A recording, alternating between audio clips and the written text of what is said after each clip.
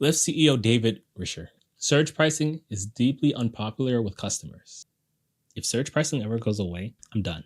I'm for sure, I'm done. I'm gone. Lyft found that surge pricing is deeply unpopular with customers, CEO David Risher said in his annual letter to shareholders released Thursday. Surge pricing, which the rideshare company calls prime time, balances supply and demand by raising prices when demand is high, thereby incentivizing more drivers to get online, according to the letter. The company knew this was unpopular with customers, but the issue was clarified when Risher hit the road as a Lyft driver, as he does every 6 weeks or so, and picked up a rider who said she regularly wakes up early to check rideshare prices, and if they are too high, doesn't take the trip she had planned. Let me just say, shout out to David Risher for actually going out there being a driver, but I want to take my shout out back because don't trade surging. Like, I understand the customers care about these things, but without surge pricing, what are you going to do to incentivize drivers to come out, right? So unless you have a saturated market, which happens from time to time, what else can you do except saturating a market to go away with surge pricing? In fact, the only time I'll be okay if surge pricing disappears is because the market is saturated.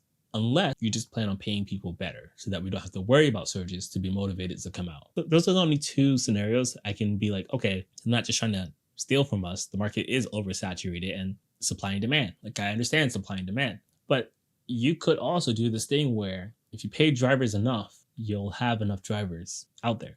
The company knew this was unpopular with customers, but this issue was clarified when Risher hit the road, as he does every 6 weeks. We just read that. And here's what he says about it. It crystallized in my mind what I'd suspected for a while. It was time to break the habit, Risher said in the letter.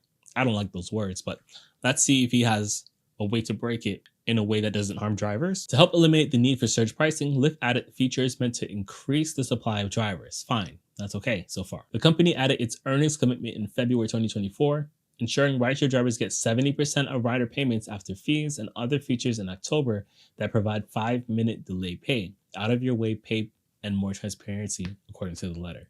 Yeah, that happened, but I don't see what that has to do with surge. By the end of 2024, we can see that these were the right investments. When drivers chose us at a record rates, Risher said in the letter in Q 2024, we had the highest number of driver hours of any quarter in Lyft history. Lyft, let me tell you something, David, talking to you. The reason why, despite the fact that Uber has better surges in my market, that I prefer to drive with Lyft is because of the tools that you guys have. It's not because of the 70% BS that your letter just said. Your stay within an area filter is unmatched right now. That is one of the biggest reasons I stay with Lyft. Also, your ride challenges compared to Uber in my market are perfect. I've only ever gotten one good Uber challenge, and that was this weekend. Yours is still better, kinda. Uber's is better, but because of the tools you give me to accomplish the right challenge, I would rather do it on Lyft. For example, Uber is telling me to do 70 rides. You're telling me to do 140 rides. And I feel like I could do 140 rides in the time it would take me to do 70 rides with Uber without decimating my acceptance rate. It is not because of the 70% split commitment. That is not why I choose Lyft more. I do it because of your surges, your tools, and your challenges. So if you mess with any of those three, we're going to have problems.